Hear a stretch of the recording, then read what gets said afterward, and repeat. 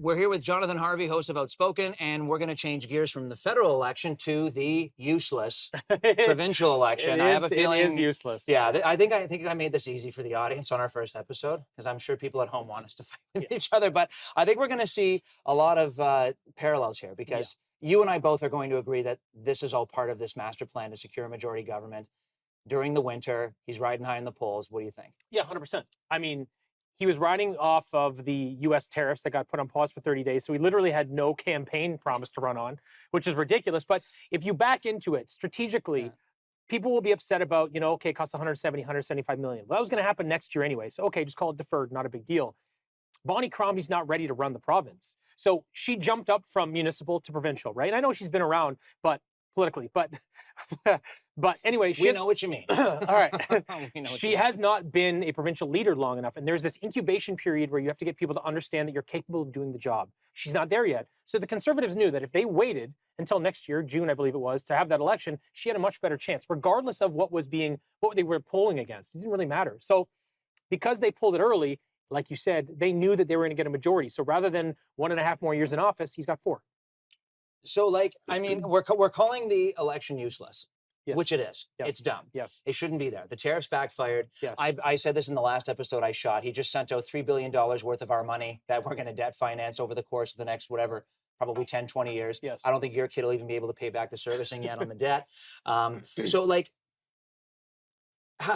what I want to lead here with is, is there a way he can lose? No, I'll tell you why. So if you do look at the recent polls, he's up 20 points. It's a significant lead. Now, if you back into what is actually important in the election, so number 1 is cost of living. Number 2 is tied with number 3, which is how they manage the U.S., whether it's tariffs or Trump, tied with housing affordability. So behind that, you have healthcare, education, climate change. Those are all single-digit percentage in terms of interest of people, what they actually care about. So when you look at the top 3, they're all economics.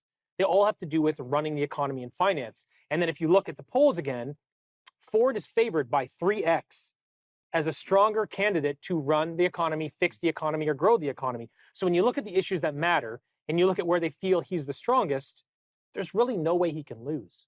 But this has kind of been my pitch to Ontarians. Would you not argue that healthcare is the economy? Having a healthy population is the economy. That's what drives me nuts about these. And I know it's what drives me nuts about it, because if you're not sick, you don't think about healthcare. If you wake up like we did today, you've been clearing your throat. Yes. I don't know. I'm getting nervous now because I'm less than 6 feet in front of you. But we don't think about healthcare because we don't need it. But when you need it, this is what I keep hearing around the province. I'm 20 hours in the emergency room. I can't get a family doctor. So why are we always waiting until it's like COVID before we start saying, hey, we were backlogged on PPE. Shouldn't we have bought some more last year? Right. So healthcare is a disaster, right? But the thing is, healthcare is federal, provincial, and municipal. They all have to work together. And if you're looking at what happened in our last fiasco through healthcare, people are all pointing their finger at the federal government, even though they don't really do as much as provincial. I totally agree with you, but that is the perception of this issue. But the reality is you do need all parties to work together to fix this solution because it is an integrated problem. So yes, it is important, and yes, it's a total disaster. We're 10th out of 10 prosperous nations in terms of primary care. Only 82% of Canadians have a primary care physician. It's in a very, very bad spot. I think it was 15,000 people died last year on waiting lists, 74,000 since 2018. Healthcare is a real problem, but again, it's an integrated issue. So if you don't have the federal government at the table to fix it at the same time, which is currently Liberal and a bit of a mess right now, you don't really have a... You just had to throw that in, didn't you? Well, one of the best stats I think I read about healthcare is we have less doctors per capita than Mongolia. Yeah. less per capita. And then the best was when I cited that the other day. They're like, where the hell's Mongolia? And I'm like, oh, now we got another big problem. We got another big problem over here. Yeah. So I don't want to even get into who's going to win. I think we both know who that's going to be. Yes. This is probably, I don't know when this is going to be aired. It could be after the provincial election, but it's probably going to be Ford. Yes. We're probably going to be up with another 4 years of this guy. Yes. So what does this look like for the next 4 years?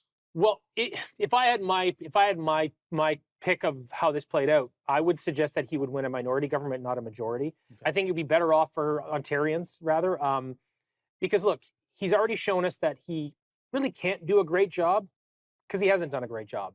He's been running this province through a very turbulent time, but I think he deserves about a D-, maybe a D. Wow. So you give him a minority government, and now he's accountable to people. Maybe we don't have another Greenbelt fiasco, right?